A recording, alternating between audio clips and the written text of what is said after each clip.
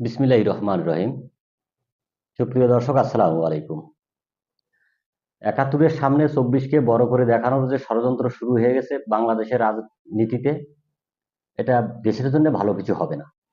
দেখেন, যার যতটুকু অপরাধ, সেই অপরাধটুকু দেশবাসীকে জানতে হবে, দেশবাসীকে বুঝতে হবে এবং দেশবাসীকেই বর্তমান সরকারকে সমর্থন দিয়ে দেশকে এগিয়ে নেওয়ার কাজও করতে হবে।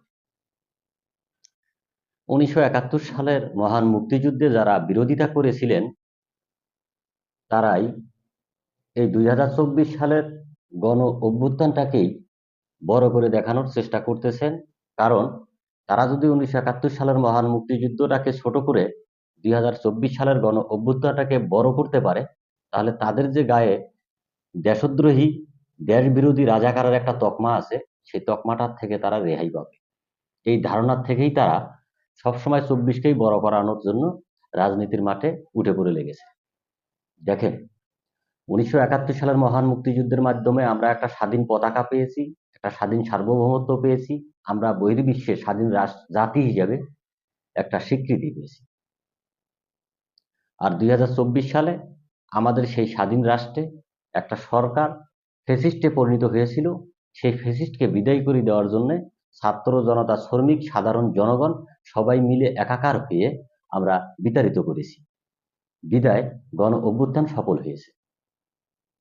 তো আজকে সেই ২০২৪ সালের গণ অভ্যুত্থানের মালিকানা দাবি করতেছে সেই ১৯৭১ সালের মহান মুক্তিযুদ্ধে যারা বিরোধিতা করেছিলেন। দেখেন, গত ১৭ বছর ফ্যাসিস্ট সরকার কিন্তু সেই ১৯৭১ সালের মহান মুক্তিযুদ্ধকে নিজের সম্পত্তি হিসেবেই তারা ব্যবহার করেছিলেন, বিদায় এই দেশ থেকে বিতাড়িত হইতে বাধ্য হয়েছে। আজকে যারা ২০২৪ সালের গণ অভ্যুত্থানটাকে নিয়ে নিজের মালিকানা দাবি করতেছেন, নিজেকে অনেক বড় বিপ্লবী মনে করতেছেন, নিজেকে অনেক জ্ঞানী মনে করতেছেন, তারাও হয়তো কিছুদিনের ভিতরে এই দেশ থেকে হারিয়ে যাবে। কারণ এই দেশের জনগণ সবকিছু বুঝে, এই দেশের জনগণ সবকিছু দেখে। তো আমি মনে করব ২০২৪ সালের গণ অভ্যুত্থান কোনো গোষ্ঠীর, কোনো রাজনৈতিক সংগঠনের একক কোনো সম্পত্তি নয়। এই ২০২৪ সালের অভ্যুত্থান সমগ্র বাংলাদেশের সকল শ্রেণী পেশার মানুষের, আমাদের সবার। তাই আমি মনে করি বাংলাদেশ একটা রাষ্ট্র, স্বাধীন রাষ্ট্র। এই দেশের একটা সাংবিধানিক গঠনতন্ত্র আছে, সেই সাংবিধানিক গঠনতন্ত্র মোতাবেক রাষ্ট্র পরিচালনা হবে।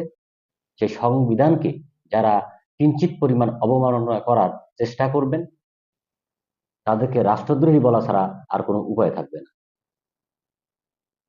আমার একটি কথাই থাকবে সাধারণ জনগণের উদ্দেশ্যে, যে দেখেন, আমরা সাধারণ জনগণ কোনো কিছু ঠিকঠাক মতো কিন্তু পাই না। রাষ্ট্র থেকে যেগুলো আমাদের পাওয়ার কথা সঠিকভাবে সেগুলো আমরা পাচ্ছি না। সেই বিষয়গুলো নিয়ে কিন্তু বিরোধী দল রাজনৈতিক যে একটা গোষ্ঠী আছে, তাদের কোনো মাথা ব্যথা নেই। তারা আছে কিভাবে ২৪কে বড় করে তাদের যুদ্ধ অপরাধীর যে একটা তকমা আছে, সেই তকমার থেকে রেহাই পাওয়া যায়। তারা বিগত ৫৪ বছরে এই বাংলাদেশের জন্য কি করেছে? কিছুই করেন নাই। তারা যদি কোনো কিছু করে থাকেন, তাহলে তাদের রাজনৈতিক দলের সংগঠনের কর্মীদের জন্য করেছেন, তাদের নেতাদের জন্য করেছেন। সাধারণ জনগণের জন্য এমন কোনো কার্যক্রম নেই যে কার্যক্রমের মাধ্যমে এই বাংলাদেশের সাধারণ জনগণ কিঞ্চিত পরিমাণ উপকৃত হয়েছে।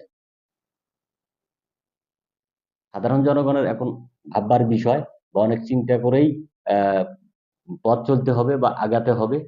যে কোনো উচ্ছৃঙ্খলতা গোষ্ঠী যে কোনো কিছুর ডাক দিলে সহজেই সাড়া দিবেন না। কেন সহজেই সাড়া দিবেন না? তারা আছে তাদের আখের গোছানোর উদ্দেশ্যে।